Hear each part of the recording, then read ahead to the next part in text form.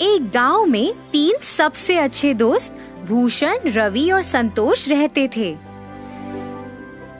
इन तीनों दोस्तों ने मिलकर मकई की फसल की कटाई शुरू की। उनकी पत्नियां नाश्ते के डिब्बे के साथ रोज खेत आती थीं और अपने पतियों को खाना खिलाती थीं। तीनों किसान एक दूसरे के बहुत करीब थे, यहाँ तक कि उनकी पत्नियां भी एक दूसरे के बहुत करीब थीं।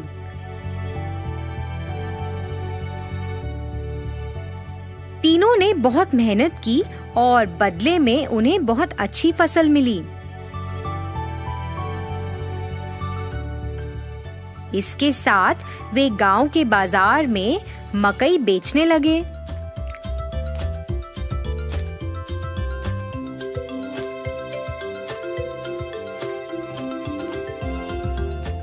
कुछ ही समय में स्वाद और मिठास के कारण सभी मकई भुट्टे बिक गए और दिन के अंत में उन्हें खूब कमाई हुई। उन्हें जो भी मुनाफा मिलता था वह उस पैसे को अपनी पत्नियों को भविष्य में उपयोग के लिए दे देते थे। उन 3 दोस्तों के लिए फसल काटना, खेत में देखभाल करना। तीनों किसान अपनी दिनचर्या में व्यस्त हो गए। उनकी पत्नियां अपने दैनिक घरेलू कामों को पूरा करती थीं और एक साथ एक जगह बैठकर फिर गपशप करती थीं। फिर एक दिन रवि और संतोष की पत्नी आपस में बैठकर बातें कर रहे थे। फिर भूषण की पत्नी अपने गले में एक बहुत लंबी सोने की माला पहनकर आश्चर्यजनक तरीके से उनके पास आई। अन्य 2 महिलाएं उस लंबी सोने की माला को देखकर आकर्षित हुईं और वो भी वैसी माला खरीदना चाहती थीं।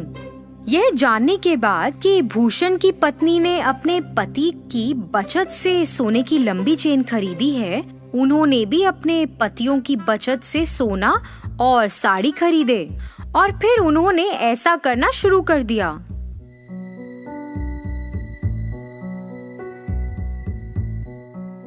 पतियों ने अपनी पत्नियों को सोने की माला और महंगी साड़ी पहने देखा और उनसे इसके बारे में पूछा।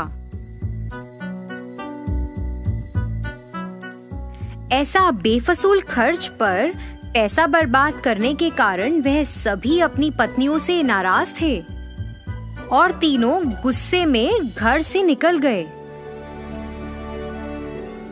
और सीधे खेत में आ गए। तीनों ने इस पर चर्चा की। वह उन्हें सबक सिखाना चाहते थे। उन्हें ऐसा लगा कि अगर वह अब सही निर्णय नहीं लेंगे तो भविष्य में नुकसान उठाना पड़ सकता है। इसलिए वे एक विचार लेकर आए जो इस मामले में उनकी मदद कर सकता था।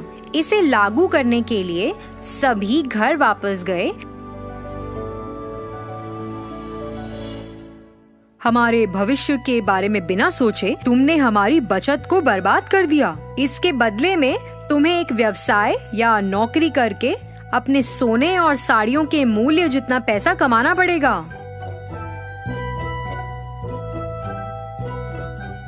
तुम तीनों आपस में फैसला करो कि इतनी बड़ी रकम कैसे कमाओगे और हमें अपना अंतिम फैसला सुनाओ।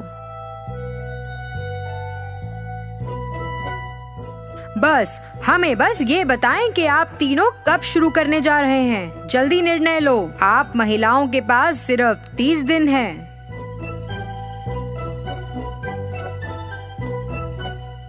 तीनों अपनी पत्नियों को समझाकर घर से निकले। उसके बाद तीनों पत्नियां अपने सामान्य स्थान पर मिली। 30 दिनों में इतनी बड़ी कमाई कैसे संभव है? इतनी बड़ी रकम कमाने के लिए हमें ऐसा व्यवसाय शुरू करना होगा जो इस गांव में अभी तक नहीं है। यह क्या व्यवसाय हो सकता है? तीनों ने खूब चर्चा की।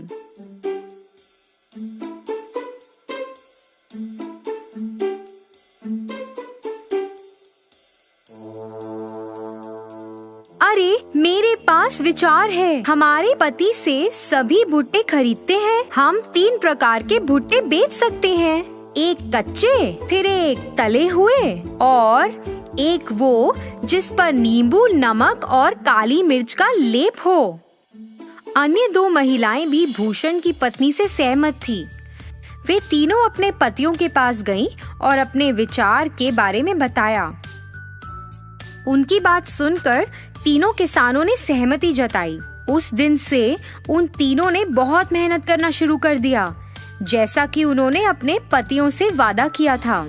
उन्होंने अपनी दुकान के ठीक सामने एक बोर्ड लगाया जिस पर लिखा था कच्चा भुट्टा 15 रुपए, तला हुआ भुट्टा 20 रुपए और तला हुआ भुट्टा नमक, नींबू और काली मिर्च के साथ 25 रुपए। एक महिला ने भुट्टे का छिलका उतारा, दूसरी ने भुट्टे को भूना और तीसरी ने भुट्टे पर नींबू, नमक और काली मिर्च का लेप लगाया। बाद में उन्होंने उसे बेचकर पैसे कमाए। हालांकि ये महंगा था, पर फिर भी लोगों ने उसे खरीदना शुरू किया। 2 दिनों में ही काफी लोग भुट्टे लेने के लिए आए।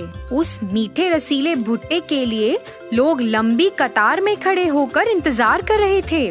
दिन के अंत में उन्होंने भुट्टे बेचकर 6,000 रुपए कमाए। इसी तरह से यह 30 दिनों तक जारी रहा और उन्होंने लगभग 1,80,000 रुपए कमाए। 31वें दिन वे तीनों अपने व्यवसाय से कमाए हुए पैसे लेकर अपने पतियों के पास गईं। पैसे वापस देने के बाद उन्होंने अपने पतियों से वादा किया कि वह अपने व्यवसाय को जारी रखेंगी और कड़ी मेहनत करेंगी। इसी तरह तीनों महिलाओं को पैसों और मेहनत का मूल्य पता चला। उन्हें अपनी गलती का एहसास हुआ। उन्होंने पहले की गई गलती को कभी नहीं दोहराया। उन्होंने अपने पतियों के काम में हाथ भी बटाया। बहुत सारी कमाई के साथ वे नाम और प्रसिद्धि के साथ खुशी से रहते थे।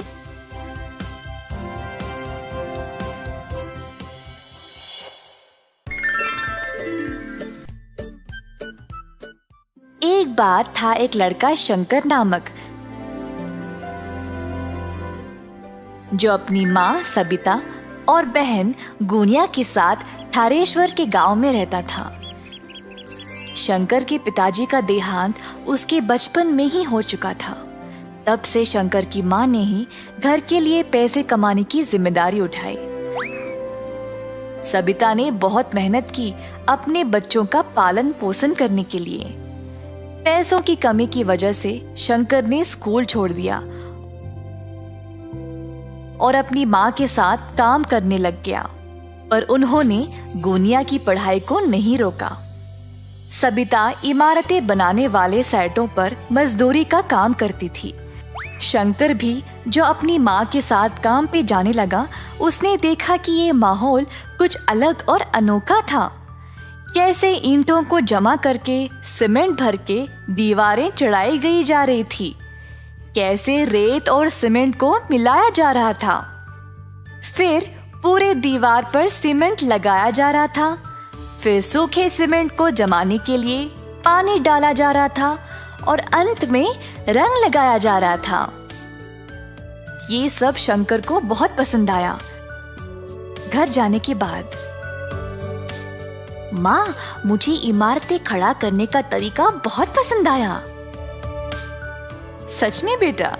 फिर क्यों ना तुम रोज मेरे साथ आ जाओ, सिर्फ काम के लिए नहीं, सब कुछ सीखने के लिए भी, और ताकि तुम एक दिन एक बड़े बिल्डर बन जाओ, है ना? हाँ माँ, मैं वादा करता हूँ। उस दिन से शंकर हर एक काम को गौर से देखने लगा। उसने जल्दी सब कुछ सीख लिया। शंकर को इस काम में बहुत दिलचस्पी हो गई और इसी कारण वह अपना सारा काम जल्दी जल्दी खत्म कर देता था। बाकी के सारे मजदूर शंकर की कला को देखकर हैरान रह गए। सब लोग उसकी बहुत तारीफ करते थे और उसकी माँ को भी अपने बेटे पर बहुत गर्व महसूस होता था। इसी तरह शंकर ने 4 साल तक मन लगाकर काम किया। इसी दौरान शंकर की माँ की तबीयत अचानक से खराब हो गई और वह काम पे जाना बंद कर दी। अब शंकर अकेला था, जिसको बीमार माँ को भी संभालना था और अपनी बहन की पढ़ाई को भी। सेटों पर कमाई उनके लिए काफी नहीं थी, तो शंकर ने सोचा कि वह खुद का कंस्ट्रक्शन का कारोबार शुरू करेगा।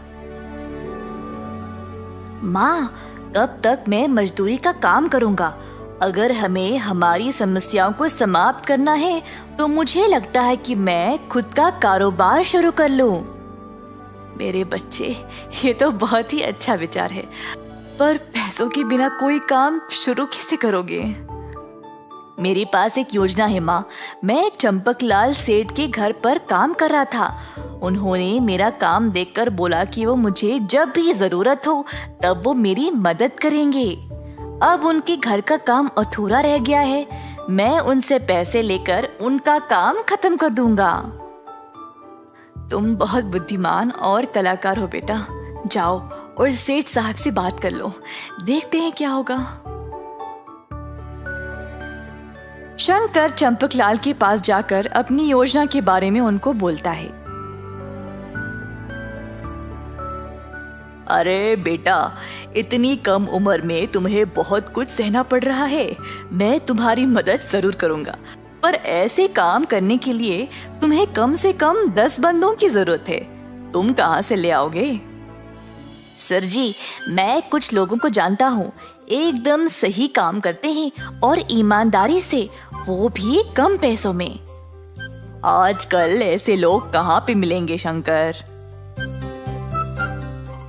मैं और मेरी दोस्त बहुत सालों से मजदूरी का काम कर रहे हैं साहब। हम दिन भर काम करके भी ये लालची बिल्डर लोग हमें ठीक से पैसे नहीं देते थे। ऐसा बहुत सारे लोग ठोकर खा रहे सर जी। अगर मैं उनसे बात करूंगा तो हम जरूर एक साथ हाथ जोड़कर काम कर सकते हैं। ये सब तो ठीक है बेटा, पर किसके घर पे काम शुरू करोगे? सर जी, आपका काम भी तो कब से रुका पड़ा है। मैं आपके घर पर काम शुरू करूंगा। मैं आपके घर का काम देखते ही देखते खत्म कर दूंगा, देख लेना। ठीक है बेटा, जाओ और भगवान का नाम लेकर ये शुभ काम शुरू करो।